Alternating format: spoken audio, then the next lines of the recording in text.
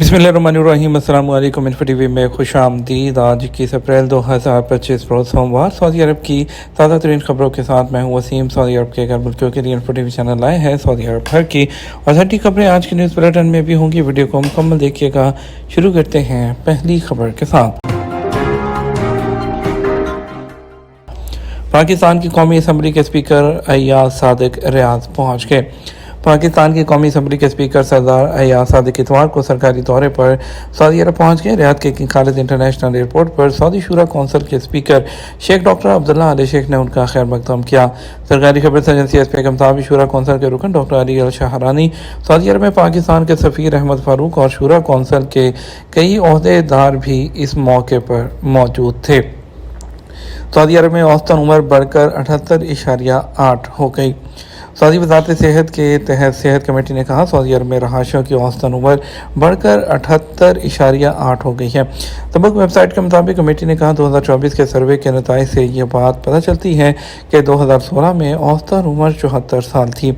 इस पेशरफ्त को उन तब्दीलियाती इकदाम का नतीजा करार दिया गया जो सऊदी विजन 2030 के टारगेट को हासिल करने वाले जो प्रोग्राम है उसका हिस्सा है। सेहत कमेटी ने बताया कि ये पेशरफ जामे सेहत पॉलिसियों के नफाज का बराह रास्त नतीजा है जिनमें तमाम पॉलिसीज़ में सेहत के तस्वुर को फ़रोग़ देना और खुराकी मसनूआत में नुकसानदेह अज्जा की मकदार को कम करना शामिल है।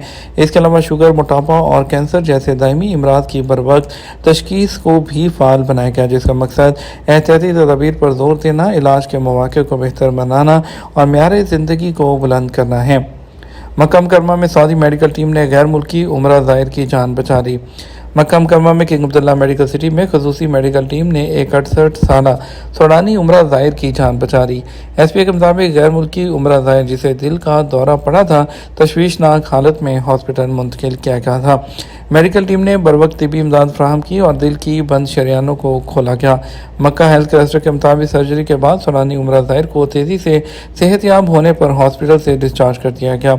याद रहे मस्जिद हरम और मस्जिद नबी में हंगामी तिबी इमदाद की फौरी फराहमी यकीनी बनाने के लिए कार्डियक इलेक्ट्रिक शॉक डिवाइसेज नस्ब हैं।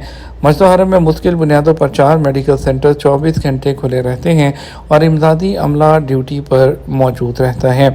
सऊदी अरब से वापसी पर टूरिस्ट को 15% जो टैक्स है वो वापस कर दिया जाएगा।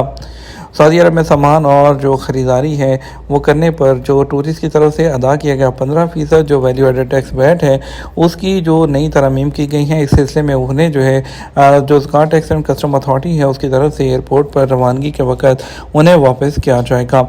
उन पर जो वैट की शरह है वो 0% होगी। वैट अथॉरिटी ने कहा तरमीम में कहा गया है कि सर्विस फ्राहम करने वालों की तरफ से टूरिस्ट को फ्राहम की जाने वाली जो अहल अशिया और ख़िदमात हैं उस पर जो रकम है वो सर्विस फ्राहम करने वाले की तरफ से जो टूरिस्ट को एयरपोर्ट से रवानगी के वक्त जो है वो रिफ़ंड कर दी जाएगी। तरमीम के मुताबिक अथॉरिटी को एक या एक से ज़्यादा वैट से मंजूर शुदा सर्विसेज जो प्रोवाइडर को टूरिस्ट को टैक्स रिफ़ंड की सहूलत फ्राहम करने का इख्तियार देने का काम सौंपा गया है। उन्होंने इस बात पर जोर दिया कि मंजूर शुदा सर्विस फ्राहम करने वाले टूरिस्ट के साथ मुश्तरका तौर पर जिम्मेदार हैं कि वो टूरिस्ट के लिए टैक्स रिफ़ंड के हवाले से ज़कात एंड टैक्स और कस्टम अथॉरिटी की तरफ से जारी करदा रिफ़ंड या फैसलों से मुतल्लिका तरीक़ाकार और शराइतों जो ज़वाबित हैं उसकी खिलाफ वर्जी ना करते हुए जो रकम है उसको वापस करेगा। जीसीसी से आने वाले टूरिस्ट को भी जो है वो आउटसाइडर टूरिस्ट के तौर पर जो है वो कंसीडर किया जाएगा जब तक इलेक्ट्रॉनिक सर्विस के कानून का निफाज शुरू नहीं हो जाता। सोशल मीडिया पर हज के इश्तहारात फ्रॉड हैं, हज कमेटी के मुशीर। हज के ख्वाहिशमंदों के लिए सरकारी सऊदी तबाहात मुसलसल सामने आ रहे हैं। उन पर जोर दिया जा रहा है कि वो जारी मुहम्मद का शिकार होने से गुरेज करें। सिर्फ सरकारी चैनल्स के साथ मशगूल होने की अहमियत पर जोर देते हुए कहा गया सऊदी अरब ने बैरून मुल्क से आने वाले आज़मीन हज के लिए तरीक़ाकार नुस्ख प्लेटफॉर्म पर दस्तियाब कर दिया है। ये प्लेटफॉर्म जो है तमाम ममालिक से आने वाले ज़ायरीन के लिए पैकेजेस पेश करता है।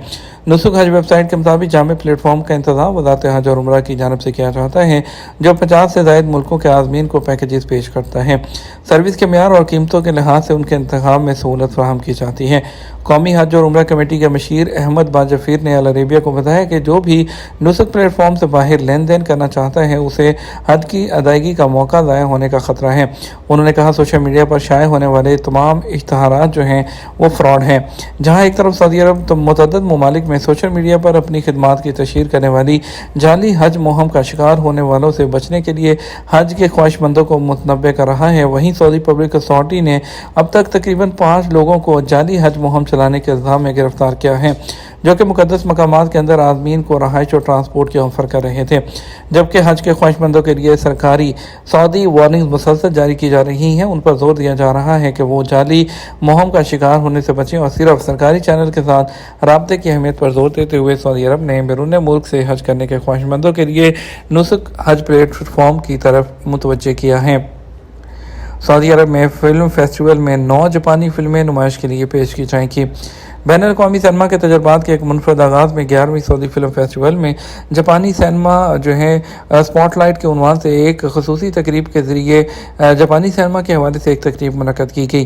یہ تقریب دنیا کی سب سے قابل احترام سینما تحریکوں میں سے ایک پر روشنی ڈالتی ہے، جو 20ویں صدی کے آغاز سے لے کر اب تک ایک منفرد بیانیہ اور بصری اسلوب قائم کرنے میں کامیاب ہوئی ہے۔ فیسٹیول میں جاپان کی شرکت صرف فلموں کی ہی نمائش تک محدود نہیں، ان میں لیکچرز اور پینل ڈسکشن کا سلسلہ بھی شامل ہے۔ ریاض میٹرو کی طرف سے ایک پیغام: ٹرین یا بس میں سوار ہونے سے پہلے لوگوں کو پہلے اترنے کے لیے جگہ دیں۔ پبلک ٹرانسپورٹ کے استعمال کے کلچر کو فروغ دینے کے لیے اپنی جاری کوششوں کے حصے کے طور پر ریاض پبلک ٹرانسپورٹ اتھارٹی نے اپنے ٹویٹر آفیشیل اس کے اکاؤنٹ کے ذریعے ایک آگاہی پیغام جاری کیا ہے، جس میں مسافروں پر زور دیا گیا کہ وہ ایک سادہ لیکن مؤثر طریقے پر عمل کریں، یعنی پہلے مسافروں کو اترنے دیں پھر آپ چڑھیں۔ انہوں نے وضاحت کی کہ یہ سادہ کارروائی ٹرینوں اور بسوں کے اندر اور باہر مسافروں کی ٹرانسپورٹ کو آسان بنانے میں اہم کردار ادا کرتی ہے، سفر کے تجربے کو ہر ایک کے لیے زیادہ منظم اور آرام دہ بناتی ہے۔ سول ڈیفنس آگ بجھانے والے آلات کے استعمال کے صحیح طریقے کی وضاحت کرتا ہے۔ General directorate of civil defence نے آگ بجھانے والے آلات کو استعمال کرنے کے صحیح طریقے کی وضاحت کرتے ہوئے ایک آگاہی گائیڈ لائن شائع کی ہے، جو عوام کی حفاظت کو فروغ دینے اور آگ سے نمٹنے کی بنیادی باتوں کے بارے میں کمیونٹی میں شعور بیدار کرنا ہے۔ سول ڈیفنس نے کہا کہ خشک پاؤڈر بجھانے والے آلات گھریلو آگ کی مختلف اقسام سے نمٹنے کے لیے بہترین ہیں اور ہم گھروں میں آگ بجھانے والے آلات رکھنے کی ضرورت پر زور دیتے ہیں۔ سول ڈیفنس نے اس بات پر زور دیا آگ بجھانے والے آلات کے درست استعمال کے لیے 4 بنیادی اقدامات کرنا ضروری ہے۔